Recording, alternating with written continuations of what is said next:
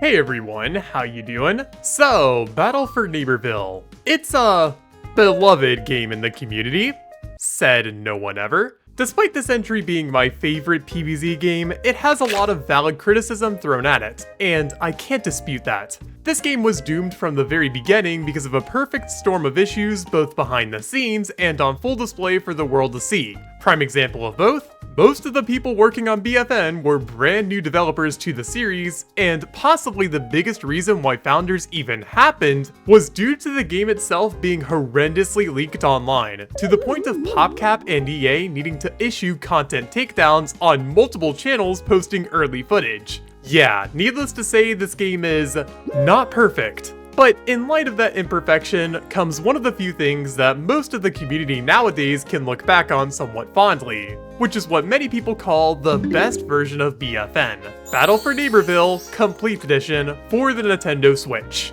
And Switch 2 now, I guess? This is one of the more interesting games in the franchise, for several reasons that I'll cover in length for the video, but the reason why I'm bringing it up in the first place is due to a simple, yet complicated question I've found myself asking over the years. Is it really the best version of BFN? Not to be that person, but I'm gonna be annoying and say the thing. As somebody who has well over 1,000 hours in the game, again, sorry for saying that, I found myself being more and more unsure on the answer for this question. When you have experience with every major platform for BFN, you end up finding yourself comparing what's good and what's bad between them. And that's my exact dilemma because the community wrote the Switch version off as being the best when it's really not that simple. So in today's video, we're going to be doing a comprehensive and honest review of BFN on the Nintendo Switch, genuinely going over the pros and cons of playing it over the other versions of the game. The ultimate goal here isn't to rip and tear the game apart or anything, I just think it's a pretty interesting topic. And it finally gives me an excuse to actually talk about BFN on my channel again. It feels good to be back. Anyways, without any further ado, let's jump right into it. I want to start this discussion off with a brief crash course on BFN's port history, because context is key when it comes to understanding the full picture for why people even like this game. So, Battle for Neighborville released in 2019, and it was announced for Xbox One, PlayStation 4, and Origin on PC. Of course, as time has gone on, the game was also made playable for the Xbox Series X and S, as well as PlayStation 5. Regardless of your platform of choice, these versions all act the exact same since they're all the same game, with the most major differences between one another being their glitches. PlayStation users, you really have a good. Just saying. Of course, with this being said, we all know that these releases weren't the only ports the game would get. In 2020, the game would be released on Steam, possibly as a last-ditch effort to get more players in, and it honestly wasn't even really a Steam port because the game still requires the now EA launcher to play. Then in 2021, 7 months after BFN's final update came and went with no fanfare, PopCap and EA suddenly released BFN Complete Edition on the Nintendo Switch, which they tried to advertise a little bit here and there. Fun trivia, this game released 1 month before I joined the PvZ community. Dude, I was 16 when this game came out. How have I been around for so long? Oh my god. Anyways, to put it simply, even BFN's version release history has some levels of depth to it. The Steam port dropped out of nowhere, and while the Switch release did get some coverage on the PvZ socials, it wasn't really much. Of course, one post on their Instagram account features an unobtainable outfit that's been in the file since launch, along with the Switch trailer also showing some characters using unused emotes too. I'm telling you, sometimes I wonder why I even love BFN. It reminds me of the Deadbeard ability incident on their website too. Man, I really could make a whole video on the subject, couldn't I? Let me know if you want to see that. So, with the banter and basics out of the way, we should have a slightly better understanding of when the versions were released. 2019 versus 2021.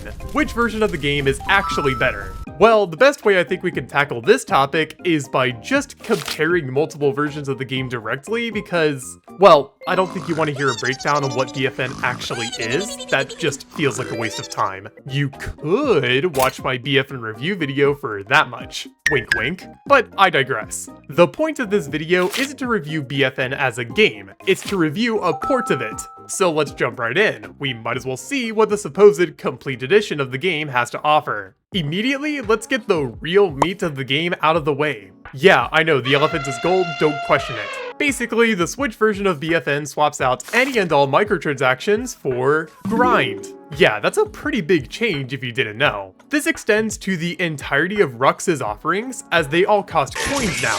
The Rainbow Stars, which were its former currency for the most part, got converted to coins on a ratio of 50 to 10,000. So if you're trying to buy a rare outfit, on the older versions of the game, it would run you 550 Rainbow Stars. But on Switch, 110k coins. There's also no seasonal cosmetic lock, which, yes, is a thing on the older versions of BFN. Why? This grind change is also reflected on both the prize maps and the Rewardatron too. The latter in particular now costs half the coins it did before, which was 30k per pool. Oh wow, you can actually empty this thing pretty fast now. The same change was made to the XP machines too, and god, they even removed the limit on how many you could buy per day. Why was that even a thing? Oh, and by the way, the prize map system got a similar overhaul to Rux's store, as you could tackle any of the 12 monthly prize maps whenever you want to, which is huge for unlocking, oh, I don't know, Wizard?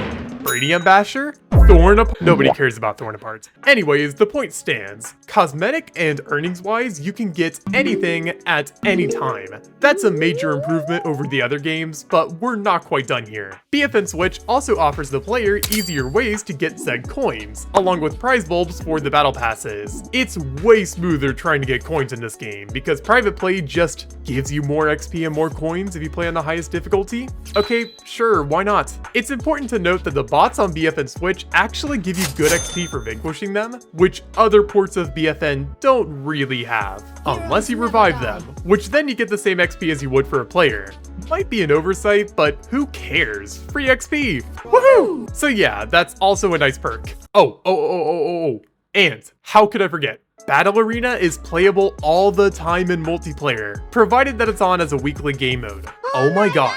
There's a few other small changes here and there too, mostly quality of life ones. For starters, the order you get most characters' upgrades in was changed, to attempt to match the given upgrade's powers. I say attempt, because no system is perfect, and despite the porters of the game trying their damn best, not every broken upgrade is at the very end of the leveling lines for some characters. But even still, it's a nice sentiment. They also fixed a few bugs that the other versions are notorious for, like the flying 80s and the soft locking exploit with Wizard. Thank god, that one's just annoying. Oh, and they decided to remove two upgrades, both being for TV Head and Wildflower respectively, because they just don't work. You guys had the chance to fix these, but chose not to. Why? Though in exchange, we got gyro controls, which are probably a Splatoon player's best dream, but I don't know if they're good or not. So, you make the call. You know, the more I talk about it, the more hyped up I get about this game. Like, this really is the complete version of BFN, isn't it? Yeah, you basically get a bunch of quality of life changes and updates for the same price as, like, the Xbox port. Which is not cheap, by the way, but at least you wouldn't have to pay for extra content once you get the game. And I didn't even mention the fact that the game was built just as well for offline play as online play, which unbelievably, the other versions of BFN can't hold a candle to, because they're online-only experiences. So no matter what, the complete edition of BFN will always be playable to an extent. Awesome. But with all of that being said, we have yet to dive into the downsides of this port, and ooh. You probably know what's coming. Don't say I didn't warn you. Okay, so let's get the other elephant in the room out of the way. It looks crusty, to say the very least. And that's because, why do you think? Have you watched any of the gameplay I've shown so far? The game looks rough, and I'm putting it nicely when I say that. It definitely looks a lot better when you're playing on handheld, which is one of the key reasons you'd even want to switch, so that's nice, but like, dude, playing it on a monitor just feels wrong. This footage feels wrong. What's even crazier about this is that it hurts the experience, which I know sounds goofy coming from somebody who has 1,000 hours on PC and Xbox, but seriously, this puzzle in the town center campaigns had to be slightly visually changed because the water just isn't clear anymore. This is what the puzzle looks like on the other versions of the game, and here it is on Switch. Sure, maybe it's obvious that there's something there on Switch, but man, I can't see anything! Nighttime is dark! It kinda sucks that this genuinely hurts the gameplay in this way, and it gets worse with actual combat too. Sometimes you just cannot tell what you're looking at, which is especially an issue on handheld mode. Sure, the game looks better here, but good luck distinguishing a cactus from grass. The character outlines are thick, but my skull is thicker, and my brain's already lagging behind with the average FPS anyways. Yeah, another issue that's more of a byproduct than anything else is the frame rate. It's horrible. Okay, now listen. The game did get performance patches to make the experience smoother, and nowadays, sure, it's mostly okay, but there's times when the game is hitting 20 FPS. That's bad for a shooter game, and especially bad for BFN, which is a very fast-paced game at times. Now, most of the time, you'll probably be on 30 FPS, but the point still stands. Something interesting I learned about is that apparently BFN Switch can hit upwards of 50 frames if you uncap the frame rate. While neat, I don't think the game would run that much better if its FPS were genuinely uncapped, but still. If only the Switch 2 improved that performance, but oh boy, we'll get there when we get there. Now, these are both pretty big downsides for someone like me who actually cares about how a game looks and feels to play. But if you're in it for the cosmetics and active multiplayer, then you probably don't care that much. So why don't we talk about that multiplayer? And no, I'm not talking about how you need a subscription to Nintendo Switch Online. Honestly, what's the point of bringing it up? We're in dystopian times, of course you're gonna have to pay for that. I'm also not talking about the lack of local co-op and story co-op play, because on the Switch, they already made a lot of compromises, so whatever, it is what it is. No, I'm instead bringing up an elephant that moves in silence, like the G in lasagna. This game unfortunately has a skidding issue. For those who may not know, skidding is basically just another word for modding in a game, but it's used maliciously. This issue's been in BFN Switch since launch, if I'm not mistaken, and I'm sure there were attempts to fix it, but it just hasn't happened. Regardless, if you choose to make this your de facto experience with Battle for Neighborville, be wary of multiplayer. I don't think anything serious can happen, but it's still something that I felt like I had to disclose at least once in this video. It's no PC Garden Warfare 2, but still, I digress. Okay, that's mostly everything I had to say, which is negative. I mean, this version also has unique bugs, and once you hit the prize bulb cap of 999, you heard that right, you can no longer do quests for free monthly hats. Why? But besides all that, we're done here.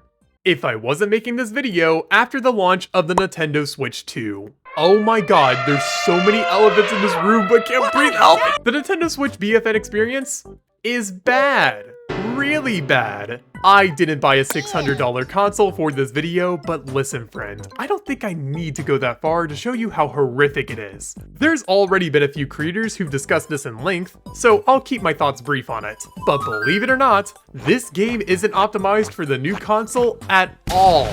It crashes everywhere. As crazy as it seems, it's just barely playable right now. And that single point nullifies almost the entire video's idea. Because if you can't play it to begin with, why should you care about this discussion? If it doesn't get fixed soon, it's likely going to kill the game, assuming that everybody who likes it buys a second Switch. Now, in this economy, that's probably not happening for a good couple of years, but man, why is this even an issue, guys? Come on. Okay, that's really everything I had to discuss. So overall, what is my personal verdict on the complete edition of Battle for Neighborville? Well, I think it's a great port of the game for the crowd who doesn't care about visuals and how a game feels, but instead likes the core idea of BFN, which not many do, but still, it's 100% playable. Unless you own a Switch 2, then tough luck, I guess. God, that is so goofy. Though if you're more like me, and while you do care about being able to progress at a reasonable pace, you also like actually being able to play a game, you'll most likely enjoy the other ports of BFN more.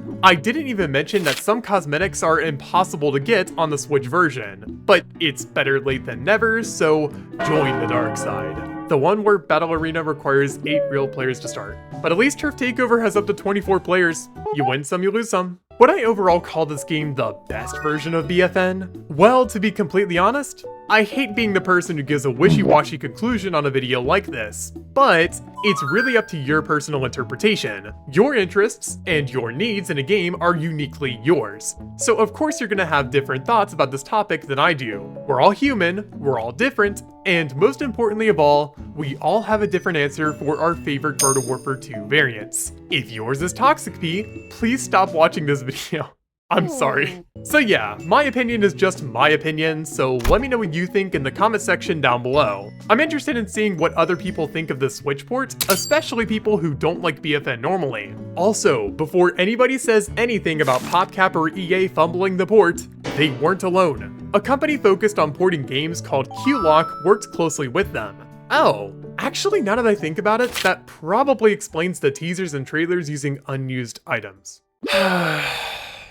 Oh, and to finish off this video, I gotta read out my extra YSI members' names, so thank you to Song, Danby, Watfa, Nicholas Vankowski, Glitchinacode 867, Error Hero, Envious, Jolty, SmashKid15, Monster Puffs, Garfield Van, Lord09910, Brady Dudson, Ari, Logan Steele, Pixel Von Doom, Logan Ellis, Bulldozer1121, Shelmo, Mooty Red, Ryphinator9, Billy, Wacky Edits, Xenox, Pixel PD2936, Nappa, IMP, JoeGhost346, Jonathan Lennox, Just Better, Purple Flower, Abstract Cannon Bicycle, Absolute Cineva, Sal Likes Pizza, Jax the Bot 7829, Nacho Guy, Dumbass Died Here, Keith, Marcin Wyliz, Jet, King of Lames, Max Rico Quinn, King Kurtstein, Toast, Mixed Colors Bunny Z, Spamton Gold, Moldy Butterstick, Vampy, Ori Avenue, I think, I still don't know that one, I'm sorry, EclipseSE, and Tricky. Alongside my other YSI members, thank you all for still being members. I deeply appreciate it. Especially during these times, you know, it's just really nice. And I guess that's it for me, so thanks for watching. Did you expect an outro here?